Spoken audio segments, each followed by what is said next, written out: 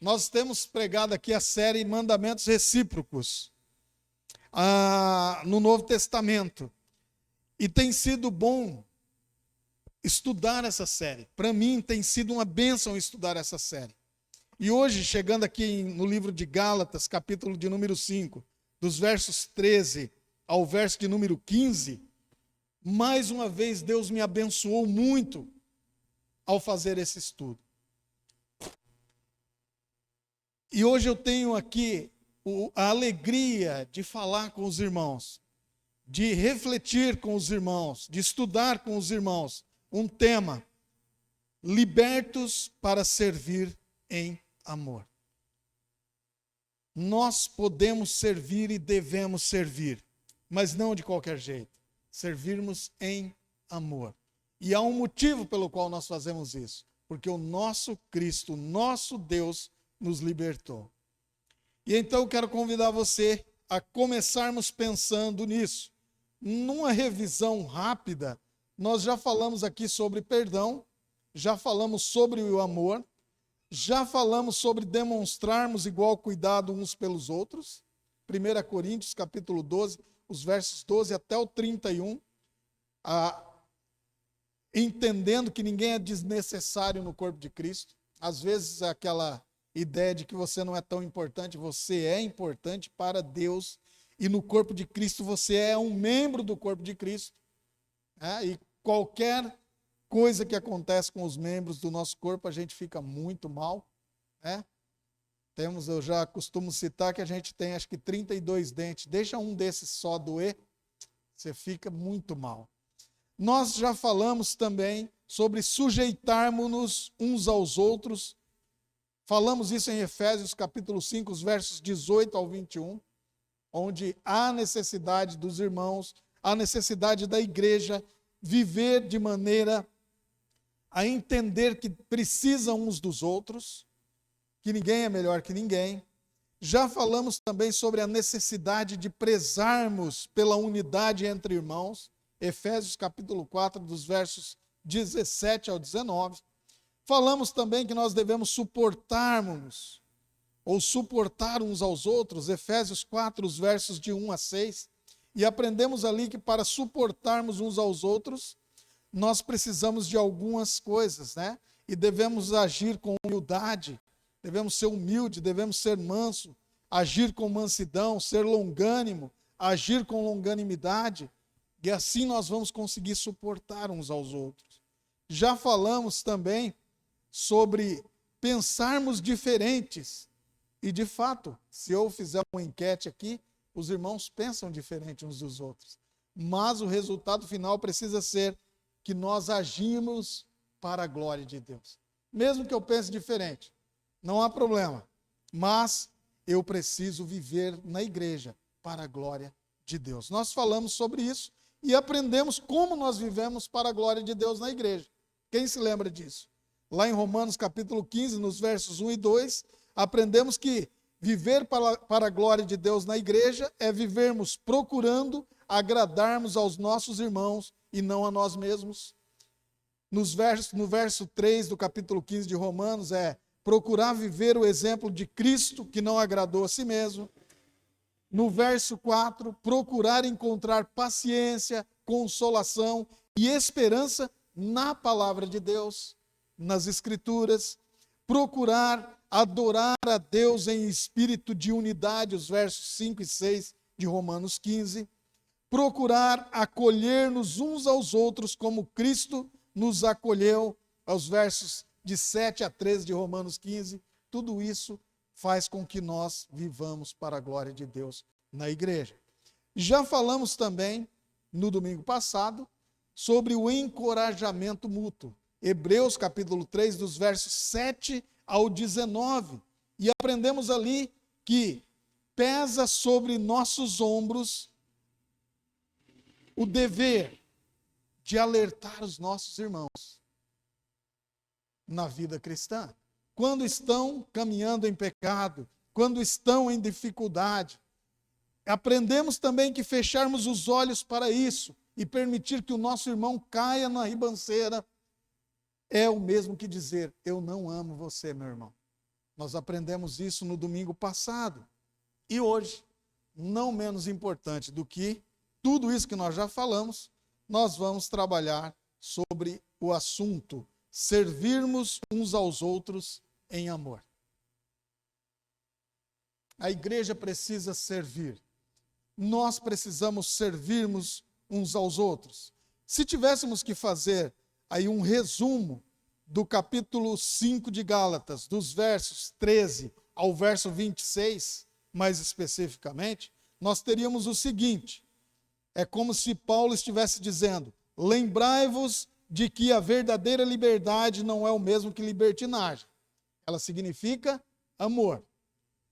Segundo, a verdadeira liberdade não acolhe as obras da carne, e sim o fruto do Espírito.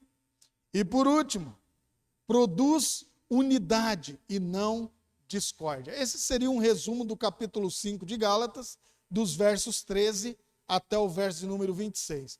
Hoje, mais especificamente, nós falaremos sobre Gálatas 5, dos versos 13 ao verso de número 15. Olha só aí na sua Bíblia o que diz esse texto. Porque vós, irmãos, fostes chamados à liberdade, porém não useis da liberdade para dar ocasião à carne. Sede antes servos uns dos outros pelo amor. Porque toda a lei se cumpre em um só preceito, a saber, amarás o teu próximo como a ti mesmo. Se vós, porém, vos mordeis e devorais uns aos outros, vede que não sejais mutuamente destruídos. Vamos pensar um pouquinho sobre o que esse texto nos ensina. Paulo, ele não está apenas dizendo aqui que nós devemos servir uns aos outros em amor, mas ele também expõe os motivos pelo qual nós devemos fazer tal coisa. E ele começa aqui falando sobre liberdade. É interessante que aí no verso de número 13, olha só, logo no comecinho aí, a parte A, ele diz: porque vós, irmãos, fostes chamados à liberdade. Chamados à liberdade. Verso 13, parte A. O que é que nós temos aqui?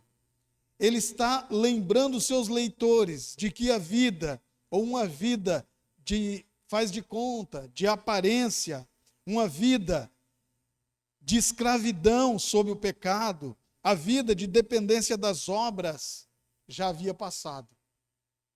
Paulo está falando, vocês não participam mais daquele estilo de vida. Vocês agora estão num novo estilo de vida. Vocês foram chamados à liberdade. A ideia aqui seria interessante se nós falássemos sobre Efésios, né? A ideia é, porque pela graça sois salvos, mediante a fé, e isso não vem de vós, é dom de Deus, não de obras, para que ninguém se glorie. Vocês são livres agora por isso. Não foi pelas obras que fizeram, mas porque Deus fez isso por vocês. Deus fez isso por nós. Deus fez isso por mim. Eu sendo mau, pecador, contumaz, o amor de Deus me alcançou e me trouxe a vida. Mudou a minha história. E agora eu sou livre. Ele diz, vocês foram chamados à liberdade que Cristo forneceu. A liberdade que Cristo fornece. Essa liberdade, ela é uma liberdade condicionada a Cristo. Só desfruta desta liberdade aqueles que foram salvos.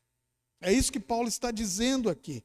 Essa liberdade consiste em viver de forma agradecida e espontaneamente para a glória de Deus. É por isso que não é possível entendermos que depois de sermos salvos, impactados pela graça, pela salvação em Cristo Jesus, nós vivamos um desejo tão louco pelas coisas do mundo.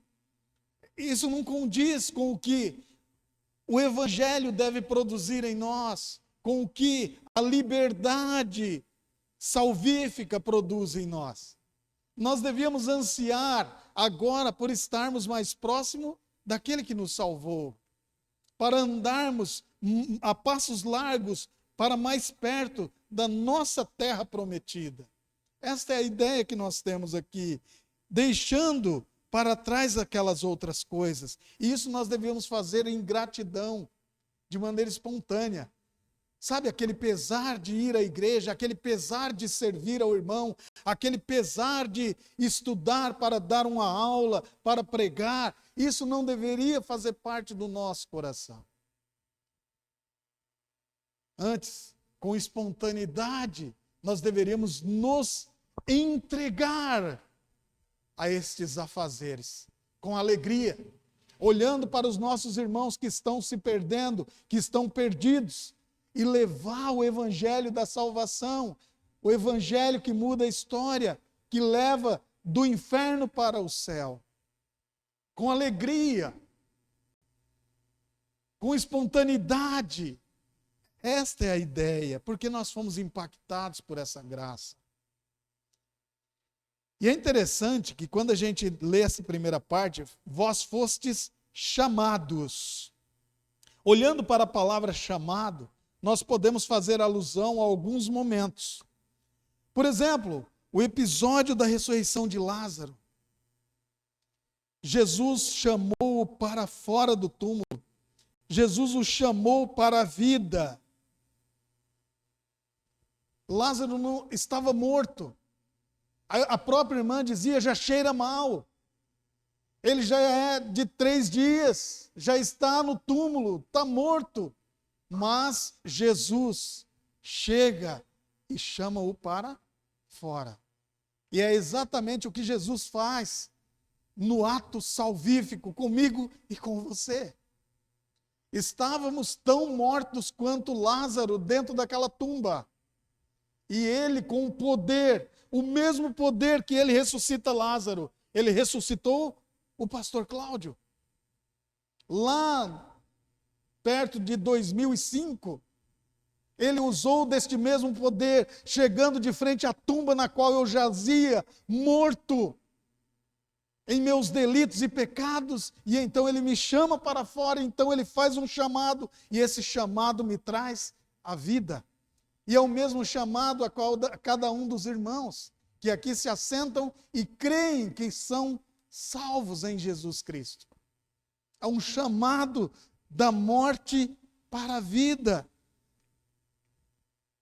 Não longe disso também está comparada a ordem divina que o próprio Deus dá, dizendo, haja luz, e houve luz. Dando ordem ao caos, trazendo luz sobre as trevas, onde havia trevas. É o mesmo poder. Assim também não seria demais se entendêssemos que o Senhor fez-nos um chamado da morte para a vida. E nos livrou de um tirano, Senhor. Agora vem a parte, chamado à liberdade. Que liberdade? Alguém vai dizer, mas pastor, eu era mais livre quando não era crente. Engano seu. Você era tão escravo quanto cego. Ou melhor dizendo, tanto cego quanto escravo. E quem era esse senhor tirano que mandava nas nossas vidas? O pecado. Estudamos hoje de manhã na nossa escola bíblica a respeito disso. Éramos escravos do pecado. Nossas vidas eram ávidas pelo pecado. Fazíamos isso de maneira destemida. Pecávamos de cedo, tarde, noite. E não era assim, comedido, era um pecado desenfreado. Porque nós não tínhamos nada com Deus. Não tínhamos nenhum respeito ou temor a Deus. Tudo o que pensávamos era em nós mesmos. Nossa satisfação era o anseio do coração. E nós vivíamos assim. Mas agora, não mais. É o que Paulo está dizendo. Cristo os chamou. Vocês foram chamados à liberdade. Agora, vocês foram libertos do poder tirano, do poder do pecado. Podemos finalmente resistir e dizer não aos desejos da carne. É isso que é liberdade. Alguém diz assim: eu sou livre para fazer o que eu quero da minha vida. Ele não é livre. Livre é aquele que pode dizer: eu escolho fazer tal e tal coisa, e não aquilo. É isso que é a liberdade. O escravo do pecado, ele acha que ele tem liberdade, mas ele é preso. Porque se tem uma coisa que o pecado faz, é prometer coisa boa, mas só entrega o mal. Ele engana, ele nos confunde, e isso ele nos torna prisioneiro cada dia mais. Este é o tirano das nossas vidas. Mas o crente não mais está debaixo da tirania deste senhor pecado. Pelo menos não deveria ser assim. E é aqui que se faz necessário o evangelho verdadeiro, o evangelho que transforma vidas. Porque se alguém disser: pastor, eu conheço um crente que não tem nada a ver com Deus, eu conheço um crente que ele mente olhando nos teus olhos, ele não tem temor nenhum, ele peca sem temor nenhum. Eu gostaria de dizer a você: pegue o seu livrinho do evangelho e corra para este irmão que você diz e pregue o evangelho verdadeiro para ele, porque bem pode ser que ele não seja salvo. Porque se há uma coisa que expressa muito claro no coração do salvo, é: não quero viver contrário à vontade de Deus. Então essa é a primeira parte que Paulo fala. Vocês foram chamados à liberdade. Vocês não são escravos mais. Nós não somos mais escravos. E aí, depois de ter explicado isso, Paulo faz um alerta. Ele diz assim: mas vocês que foram chamados à liberdade, olha só, está no verso 13, a parte B, gente. Não useis a vossa liberdade para dar ocasião à carne. O que ele estava querendo combater aqui era algumas pessoas dizendo que, já que não estavam mais debaixo da lei, não teria problema nenhum pecar, poderia pecar à vontade. Paulo está dizendo que isso não é uma verdade. Não é assim que funciona. Ou seja, a graça não pode validar uma vida de pecados. Pelo contrário, aquele que recebeu a graça divina anda perto do seu Salvador. Muitas pessoas elas podem interpretar a palavra liberdade como sendo licenciosidade para práticas erradas com relação à vida cristã. É fácil a gente perceber isso ocorrer em algumas situações. E não é porque Deus é transbordante em misericórdia que nós podemos levar uma vida em pecado conhecendo Ele. Deus é misericordioso. E não é porque a graça divina superabundou nossa vida que não vamos demonstrar transformação em nosso viver. Não é porque o amor de Cristo é imensurável sobre nossas vidas que devemos andar de forma relaxada espiritualmente. Nós precisamos andar perto de Deus, todos os dias buscar a Deus. E não é pelo fato de que no amor de Cristo somos livres que devemos fazer todas as coisas. O apóstolo Paulo, ele trata disso. Ele diz assim: todas as coisas me são lícitas, mas nem todas me convêm. Todas as coisas me são lícitas, mas eu não me deixarei dominar por nenhuma delas. Esse é o estilo de vida que o crente deve viver. 1 Coríntios capítulo 6, verso número 12, ele vai tratar disso. Nós fomos libertos, você não pode mais voltar aos rudimentos da escravidão. Seja esta escravidão da lei, ou seja esta escravidão do pecado. Você não pode mais. Porque há em você já foi liberto disso. Você pode dizer não ao pecado. Alguém vai dizer: pastor, mas é difícil. Mas ninguém falou que é fácil. Para mim é muito difícil também. Eu acho que para todos, enquanto caminharmos na terra, será extremamente difícil. Mas é possível. É possível. Aqueles que experimentaram a liberdade que Cristo oferece, não terá prazer em viver segundo os rudimentos do mundo. O seu desejo é andar junto ao seu libertador. É assim que nós precisamos viver. O verdadeiro crente, ele não é controlado por algum tipo de código legal externo. Ele é controlado pelo poder do Espírito Santo. É como se a lei de Cristo estivesse escrita na própria alma e não apenas em tábuas. Quem aqui já teve a sensação de, após ter pecado, sentir uma dor esmagadora dentro de si? O crente, ele vive isso. Você percebe no semblante dele que ele está sofrendo porque ele cometeu o pecado. Agora, se o crente não expressar esse tipo de sentimento com relação ao pecado, então está complicado a situação. Então Paulo faz esse alerta aqui nesse texto. Olha, não usem a liberdade do jeito errado. Vocês são livres. O sangue de Cristo os libertou, tirou da escravidão do pecado e colocou vocês agora em condições de dizer não ao pecado. Tirou-os do reino das trevas e transportou para a luz. Tirou-os do inferno e os colocou no céu. Então não usem de maneira errada essa liberdade que fora dada a vocês. É isso que Paulo está dizendo aos Gálatas. E depois de ter feito esse alerta, nós temos aqui uma ordem. Está aí no verso 13, a parte C do versículo. Aí vem a ordem onde a gente precisa pensar um pouquinho mais. Antes, sejam servos uns dos outros pelo amor. A parte C. Paulo está conclamando os leitores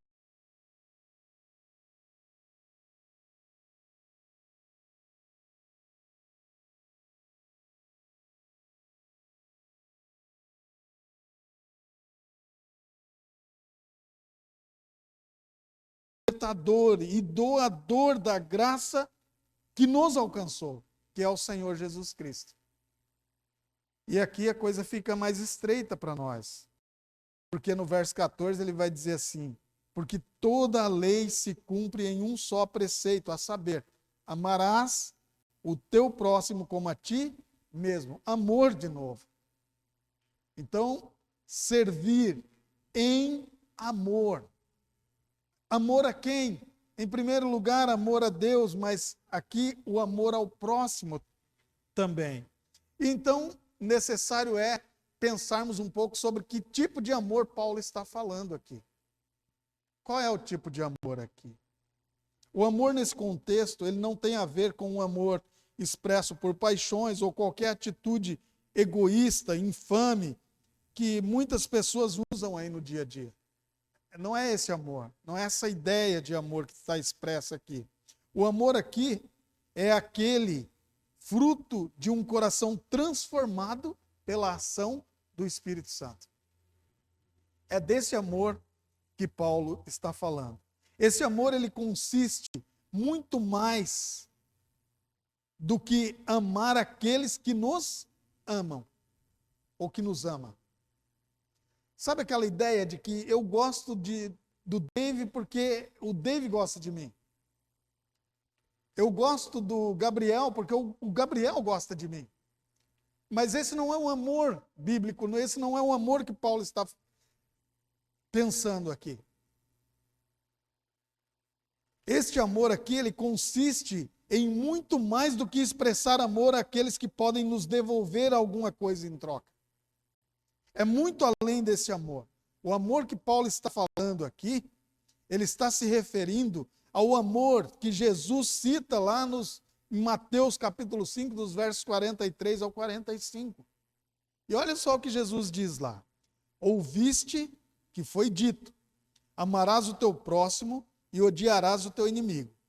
Aí ele segue. Eu, porém, vos digo, amai os vossos inimigos e orai pelos que vos perseguem, para que vos torneis filhos do vosso Pai Celeste, porque ele faz nascer o sol sobre os maus e bons, e vira chuvas sobre justos e injustos. O amor que Paulo está citando aqui, na parte C do verso 13 de Gálatas, capítulo 5, é este amor que Jesus está citando em Mateus, capítulo 5, 43, 45. É você amar aquele que te odeia. É você amar aquele que te faz mal. É você amar aquele que dá trabalho para você. É você amar aquele que não te dá nada em troca. É esse o amor que Paulo está expressando aqui. O amor que Paulo se refere, ele tem também muito a ver com o que está expresso em Filipenses capítulo 2, o verso de número 7, que é o próprio Jesus como exemplo.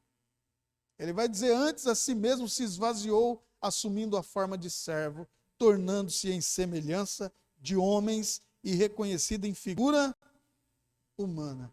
Jesus, o Rei Supremo, Todo-Poderoso, Jesus que governa sobre céus e terra, aquele por quem tudo foi criado e sem ele nada se fez, se humilhou de maneira terrivelmente, se humilhou na cruz por mim e por você, por amor. E por amor a quem não amava ele, e por amor a quem queria matá-lo. Eu e você.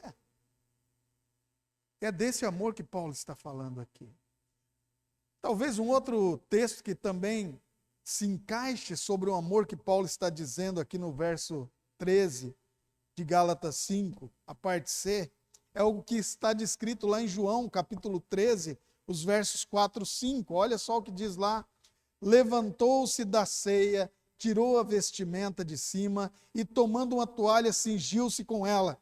Depois deitou água na bacia e passou a lavar os pés aos discípulos e a enxugar-lhes com a toalha com a que estava cingido.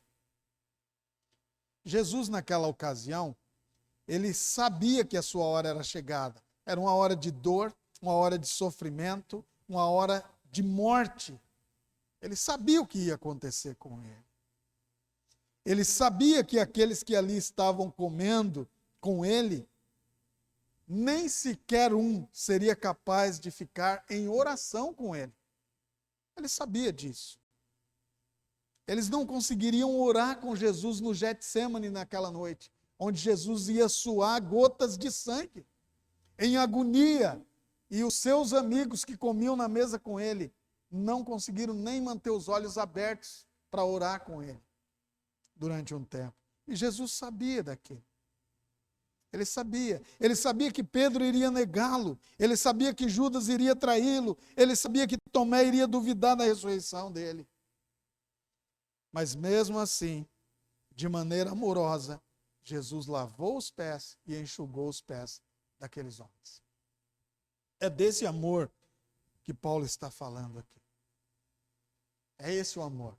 O amor que vai além de interesses pessoais, interesses financeiros, interesses de marketing. É um amor que vai além, é um amor que olha para a vida eterna. Este amor é o amor que permite eu me indispor com um dos irmãos para trazê-los de volta ao caminho na palavra de Deus, para trazê-los de volta à coerência do raciocínio cristão, da mente cristã. E este é o amor que deveria permear o coração de cada um dos irmãos da igreja. Sabe, aquele amor que não permite que o irmão caia, aquele amor que não permite que o irmão se bandeie para o lado errado, que pegue o caminho errado. Eu costumo dizer que dentro de uma casa incendiada e com pessoas lá dentro para serem salvas, só há dois tipos de gente que entraria dentro daquela casa. Os bombeiros,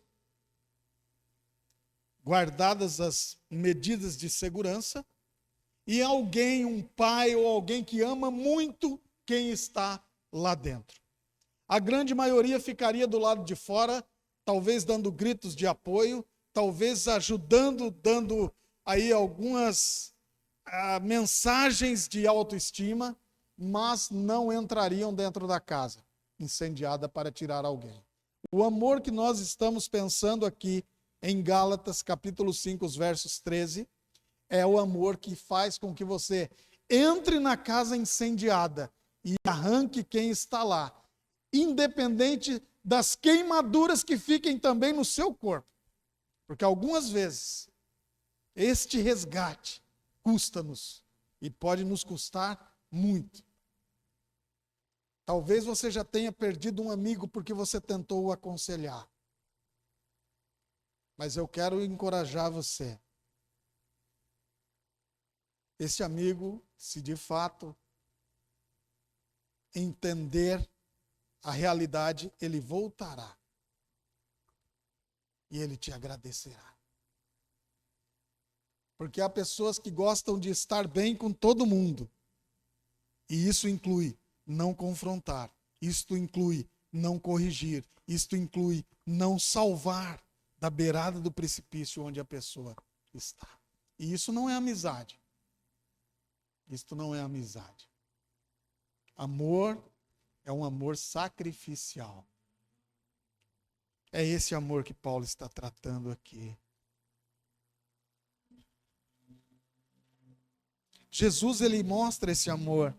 Lucas capítulo 23, os versos 33 e 34. Quando chegaram ao lugar chamado Calvário, ali o crucificaram, bem como os malfeitores, um à direita e outro à esquerda. Contudo, Jesus dizia: Pai, perdoa-lhes, porque não sabem o que fazem. Jesus amou o próximo como a ele mesmo. É desse amor que Paulo está falando. Eu preciso amar o meu irmão de maneira que, independente do que me custe, eu preciso ensinar a coisa certa a ele, me preocupar, me comprometer com ele, servindo de maneira que o leve para mais perto de Deus. Servir, porque Deus me chamou, me libertou, e agora eu posso fazer isso. Agora eu posso fazer isso. E então, alguém pode perguntar, mas pastor, quem é o meu próximo? O verso 14 vai dizer, amarás o teu próximo como a ti mesmo. Alguém pode levantar essa pergunta. Tá bem, pastor. Paulo, nós entendemos. Paulo está falando que eu devo expressar esse tipo de amor ao meu próximo. Quem é o meu próximo? Parte B aí do verso 14, né? O nosso próximo é qualquer pessoa que entremos em contato. Qualquer pessoa. Veja o que diz Gálatas, capítulo 6, o verso de número 2. Levai as cargas uns dos outros e assim cumprireis a lei de Cristo.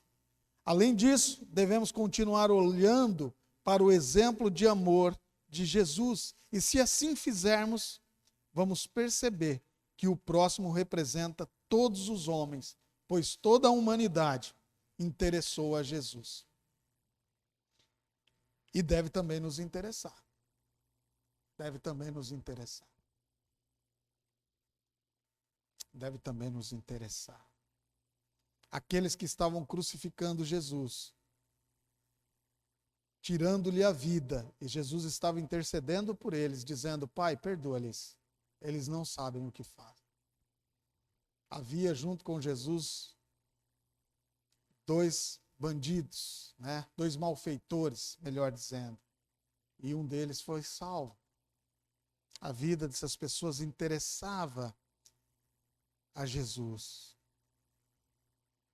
E nós também precisamos pensar dessa mesma forma. Até mesmo o nosso inimigo deve fazer parte do grupo de nosso próximo. Pensa aí em alguém que é muito chato. Alguém que você não quer ele de perto de jeito nenhum. Esse cara, ele faz parte desse grupo de próximo. O princípio eterno da lei se expressa em amor a Deus e amor ao próximo. Esse é o princípio eterno da lei. Amor a Deus em primeiro lugar e amor ao próximo. Jesus vai resumir, a lei nesses dois mandamentos. Vejamos que a preocupação com o próximo, ela está presente em toda a palavra de Deus, gente.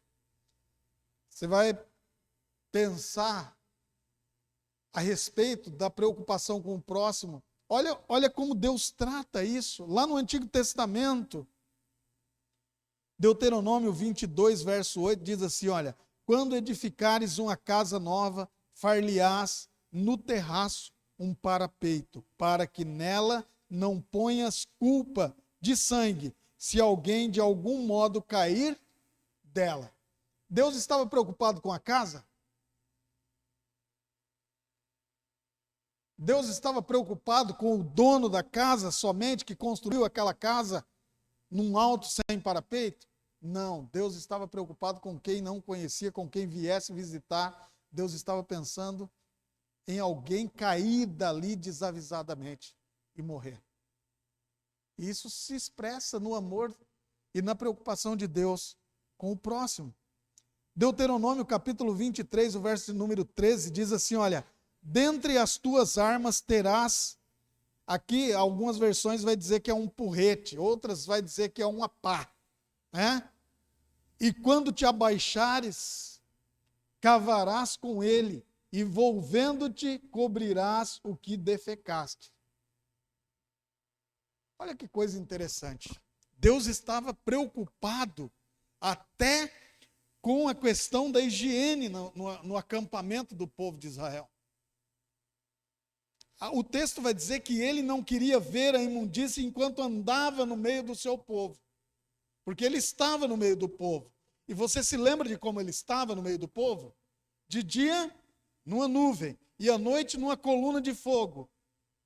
Então Deus estava no meio do seu povo. E ele não queria ver a imundícia, aquela sujeira. Mas o principal ponto é que ele também estava zelando pela vida daqueles que estavam ali.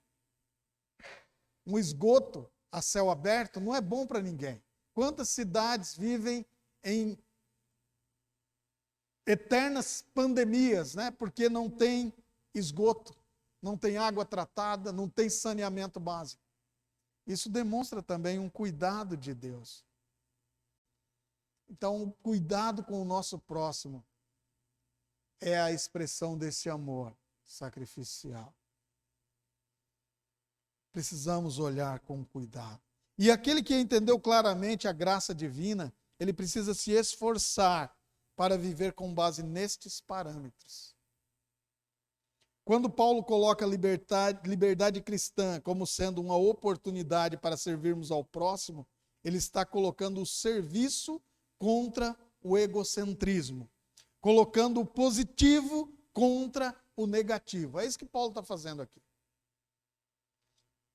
E embora as obras não sejam a condição para a salvação humana, as boas obras, e principalmente o amor, podem expressar a bênção executada no salvo pelo Espírito Santo. Seria ruim você ver um crente que não expressa amor em ninguém. As obras dele são más. Imagina, como que você olharia para esse salvo? Então nós precisamos amar o nosso próximo. E queridos, aqui eu quero fazer um corte e dar uma paradinha com vocês. E conversar com os irmãos o seguinte. Nós precisamos servir. Precisamos servir em amor. E servir em amor exige muita paciência. Exige abnegação. Exige humildade. E isso não pode ser expresso apenas por palavras, mas por obras, por vida, por tratamento. Amar o nosso próximo não significa concordar com ele 100%. Amar o nosso próximo não significa bater palma para ele, apesar dos erros que ele comete. Amar o nosso próximo significa amá-lo a ponto de querer o melhor para a vida dele. Precisamos servir.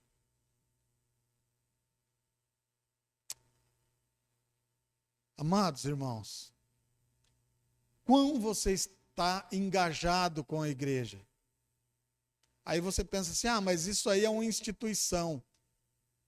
Queridos, a igreja ela é apenas uma instituição? Lá em Pedro, o apóstolo Pedro, ele vai dizer que a igreja é constituída por pedras vivas, organismo vivo. Quando você não se compromete com a sua igreja local, você está deixando de demonstrar amor a Deus e amor aos seus irmãos. Precisa servir. Sirva com amor. Pastor, mas eu sei servir pouco. Amém? Sirva. Pastor, eu não sei onde eu posso servir. Sempre há onde servir. Sempre há onde servir. Por exemplo, eu vou usar aqui um exemplo simples. Quantas mulheres nós temos aqui na igreja que são e que têm condições de ensinar as nossas meninas mais novas a como evitar conflitos no casamento por conta de não saber como se portarem num casamento?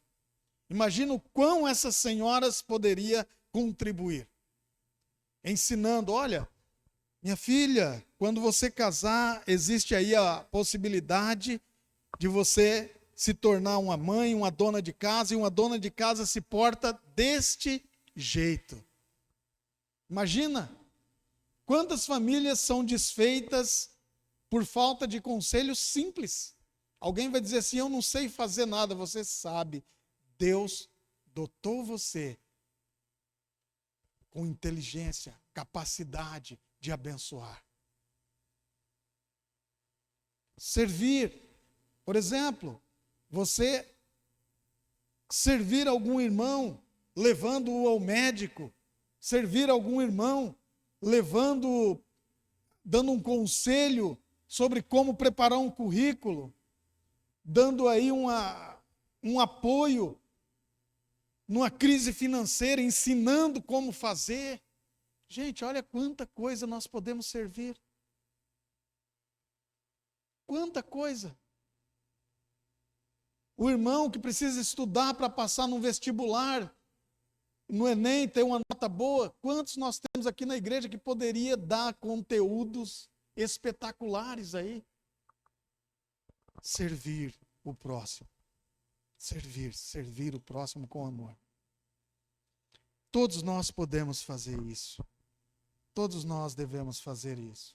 Se você não se comprometer com a sua igreja, com esse organismo vivo, você não está se comprometendo com Deus e nem com seus irmãos que estão sentados ao seu lado. Acredite em mim, querido. Este irmão que está sentado do seu lado, ele possui uma necessidade. Ele possui a necessidade de ajuda em alguma área da vida dele. Quem aqui não precisa de ajuda em área nenhuma da vida? Levanta a mão. Pelo jeito nós não estamos perfeitos, né? Agora, se eu fizer a pergunta contrária, quem aqui precisa de ajuda em alguma área da vida? Levante sua mão. Todos nós necessitamos. Por isso, você dizer que não há campo para você servir nesta igreja, está errado, porque há lugar. O irmãozinho do seu lado pode ser uma oportunidade para você servi-lo em amor, porque ele é o seu próximo.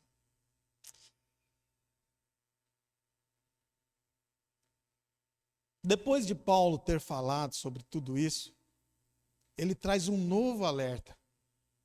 E esse novo alerta está no verso número 15. Nós estamos caminhando para terminar essa mensagem.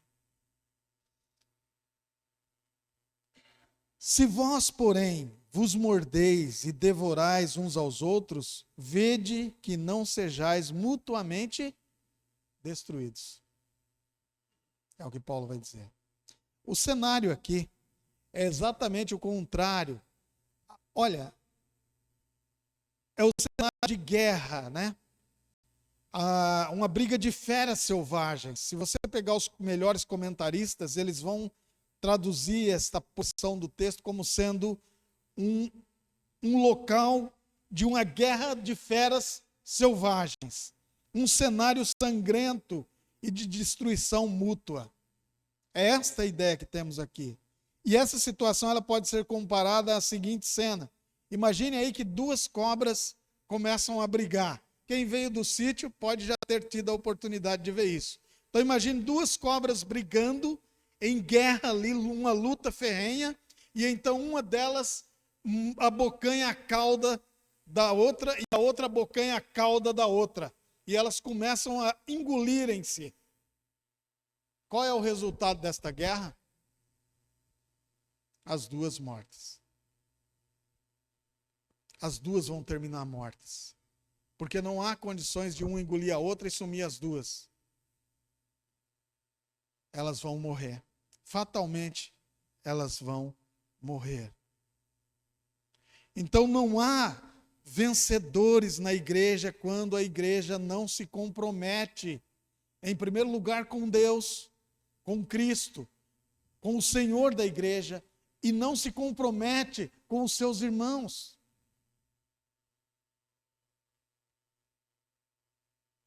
Nós precisamos uns dos outros. Nós necessitamos uns dos outros. Quando a graça divina não é expressa na vida das pessoas, o amor também deixa de ser priorizado. E quando o amor deixa de ser priorizado, a derrota é de todos. Todos vão sair derrotados. É por isso que na igreja nós precisamos nos amar. Nós precisamos nos corrigir. Na igreja nós precisamos, de alguma forma, dizer a verdade e a paz igual que esta verdade levanta de ânimo em alguém. Precisamos ter condições de dizermos a verdade de maneira graciosa, de maneira correta. Eu tenho aprendido muito sobre isso, e eu já disse isso uma vez, volto a repetir, eu não sou alguém que vive sozinho, sem ser pastoreado por ninguém. Já citei aqui em algumas vezes, que eu tenho irmãos queridos que dedicam tempo da vida deles em me abençoar, me pastoreando, me ensinando. E um desses irmãos tem me ajudado muito sobre a forma como dizer verdades. Eu acho que os meus filhos conhecem a minha forma de dizer verdades, né, Dom? Papai costuma dizer umas verdades benditas, né? Né, Ju? Então, o problema não está em dizer a verdade, o problema está em como você diz essa verdade. Está em como você diz essa verdade. E nós precisamos lutar para controlarmos esse ímpeto no momento de corrigir os nossos irmãos. Mas nós não podemos de maneira nenhuma deixar de corrigi-los. Nós só precisamos ajustar a forma da correção. Mas precisamos corrigir. É necessário. Precisamos fazer isso. Queridos, a palavra de Deus nos chama para amarmos o nosso próximo, servir o nosso próximo. Isso inclui todas as áreas. Por exemplo, às vezes alguém vem te contar uma história. Você tem duas possibilidades dentro desta conversa. Uma é escutar o que aquele irmão te disse e incendiar ainda mais a raiva dele, colocando mais lenha na fogueira. E outra é você chamar aquele irmão e trazer ele à razão, ouvindo, sim, a reclamação dele, a dor dele, mas também fazê-lo olhar para o todo, perceber o todo. E então, muito provavelmente, você vai abafar um problema que iria acontecer antes que ele venha a acontecer. Os nossos ouvidos, eles precisam estar abertos para ouvir todos, sem exceção. Mas os nossos ouvidos precisam ser seletivos e a nossa boca precisa estar preparada para orientar aqueles que despejam aos nossos ouvidos. Porque há sempre dois lados da história. E nós precisamos ouvi-los de maneira imparcial. Se nós formos ouvir de maneira apaixonada por um dos lados, geralmente vai dar problema. Quantas guerras, quantas lutas desnecessárias foram suscitadas na igreja porque as pessoas não serviram da maneira com que precisa servir. Ouviram e ao invés de colocar, é um botijão que está em chamas e a pessoa tem o cobertor para colocar em cima. Ela não coloca o cobertor em cima para abafar a chama. Ela, pelo contrário, ela abre ainda mais a válvula. E aí o resultado é catastrófico. Precisamos servir em amor. Precisamos servir. Servir. Servir. E assim acontece nas nossas vidas. Quando não temos a ideia exata sobre o significado da graça, nós não conseguimos também viver essa graça no dia a dia. E quando isso ocorre, gente, nós somos todos levados ao egoísmo. E onde deveria ser um lugar de paz, um lugar de segurança, se torna num ambiente de guerra, um ambiente de frustração. E Deus nos chama para fazermos diferença. Muitas pessoas estão vivendo, conforme descrito no verso 15, mordendo umas às outras. E às vezes, sempre a palavra de Deus nos chama a darmos um passo atrás e amarmos o nosso próximo. E isso inclui pedir perdão e dar perdão. E isso inclui ter humildade para aprender com os nossos erros. Muitas pessoas se ferem e essas feridas ficam abertas e sangrando por ano. A palavra de Deus nos chama para colocarmos um curativo nisso, para colocarmos um tampão. Antigamente colocava-se café, né? Borra de café. Quem aqui já teve um curativo estancado com borra de café? Já teve, Manu? Não? Lá na Bahia não faziam isso? Lá no Paraná, dependendo do corte, botava um pouquinho de café em cima assim e parava de correr sangue. Né? Os irmãos que vêm da roça talvez já viram essas coisas aí, né? Às vezes é necessário, queridos, pararmos um pouco e avaliarmos como estamos. A nossa ferida aí, colocar uma borrinha de café lá. Estancar esse sangramento. Pedir perdão, liberar perdão. Amar o nosso próximo. É necessário. A palavra de Deus nos chama a um amor sacrificial. O amor, esse amor que o mundo prega, ele não existe, gente. Você não vai conseguir amar ninguém se você não estiver disposto a se sacrificar por esta pessoa.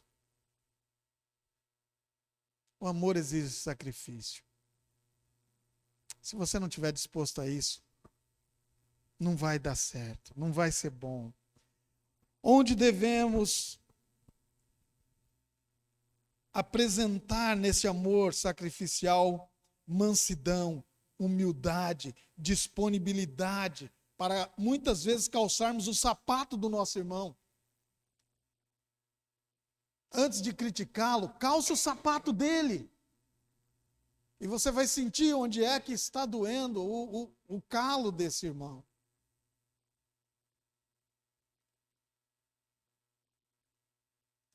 O termo cada um por si, ele deve ser evitado a todo custo dentro da nossa família e dentro da igreja, que é a família de Deus. Eu não posso mais agir do jeito que eu quero, porque agora eu olho para esta igreja E eu tenho um compromisso com Deus. E eu tenho um compromisso com cada um dos irmãos. O pastor Cláudio não é mais um cara que pode fazer o que ele quer. Dependendo da situação e a decisão que eu tomar para a minha vida, eu posso criar uma dificuldade horrível para vocês que estão aqui nessa igreja.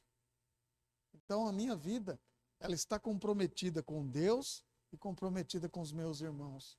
E se eu amo os meus irmãos, eu vou zelar pelos meus irmãos.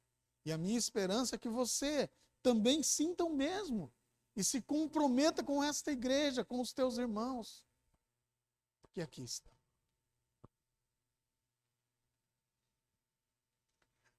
Uma igreja que vive na graça de Deus é uma família que disciplina em amor, em santidade, em humildade, na dependência de Cristo, em oração, no sacrifício mútuo, com ousadia, santa e principalmente a ausência de temor dos homens como fator motivacional na vida cristã.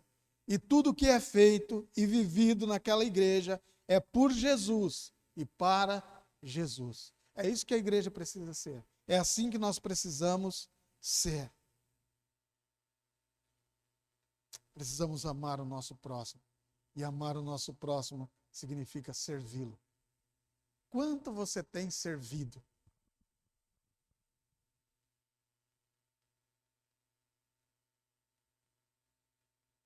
Vocês sabiam que uma das principais causas de depressão é o fator de não servir ninguém?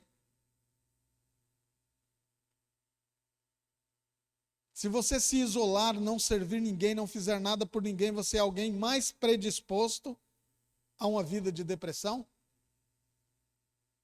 Quanto mais você serve, quanto mais você se envolve, menos propenso à depressão você é. Por quê? Isso não é algo que eu tirei da minha cabeça. É simplesmente porque você deixou o seu egoísmo de lado. Você sabe o que mais nos deprime? É a sensação de que eu preciso ter tudo. Eu sou o centro das atenções. Fulano não me deu atenção. Fulano não me deu o que eu merecia. Eu não estou recebendo o que eu mereço no trabalho. Eu não recebo o que eu mereço na igreja. Eu não recebo o que eu mereço dos meus filhos. Eu não recebo o que eu mereço do meu marido. Eu não recebo o que eu mereço da minha esposa. É tudo eu. E essa é a causa da nossa principal frustração. E é onde chega a depressão junto. Agora, quando eu me desprendo disso e eu sirvo, eu deixei o meu ego, o meu egoísmo, e eu sirvo, então eu estou menos propenso à depressão. E eu quero perguntar a você, e vamos encerrar seguindo para a nossa ceia. Quanto você tem se comprometido em servir? E se está servindo com amor? Como estamos servindo? A palavra de Deus nos chama para servir uns aos outros pelo amor. Queridos, esta igreja precisa do seu comprometimento, porque ela não é só uma instituição com paredes, ela tem pessoas aí.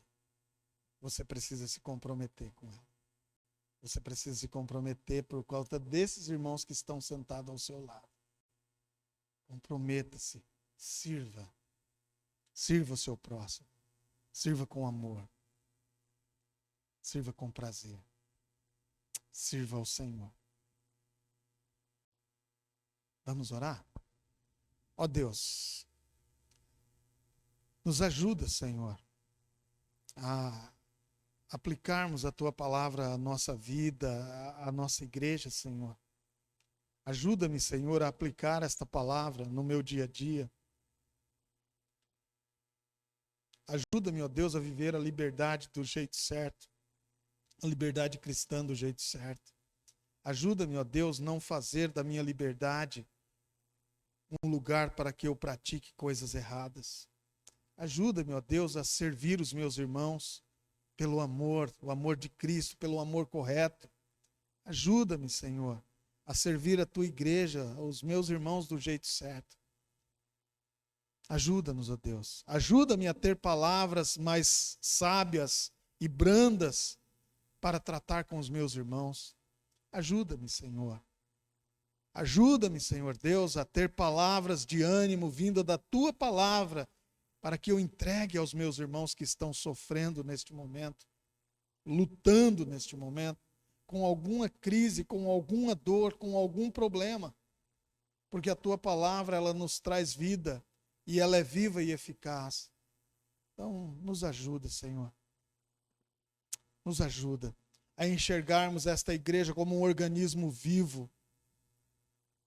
Ajuda-nos, ó Deus, a nos comprometermos com o Senhor, de maneira que isso envolve mesmo perder até as nossas vidas aqui na terra. E nos ajuda a comprometermos-nos com os nossos irmãos, a vivermos para servir.